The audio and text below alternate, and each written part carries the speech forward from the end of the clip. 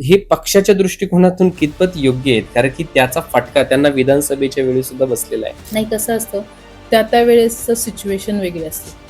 काही लोकांना ॲग्रेशन खूप आवडतं. पक्ष पाहिला जाईल की तो उमेदवार त्याचं कार्यकर्तृत्व पाहिलं जाईल. दोन्ही गोष्टी. पूजाताईंचा कसा फायदा होईल इथे उमेदवार निवडून आणण्यासाठी? मी माझी स्ट्रॅटेजी जी प्लॅन केली होती, म्हणजे कसं आहे, थोडासा शिक्षणाचा फरक पडतो नाही असं नाही. अतुल बेनके म्हणाले की पक्षातून गेलेल्यांना पुन्हा थाराण आहे. माई लांडे यांचे सासरे तर अगदी 4 पक्ष फिरून आलेले आहेत, मग त्यांना कसं काय पुन्हा राष्ट्रवादीत?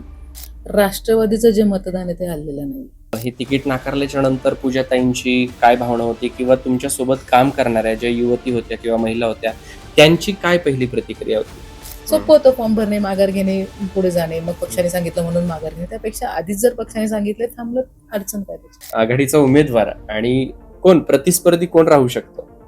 आशाताई राहतील.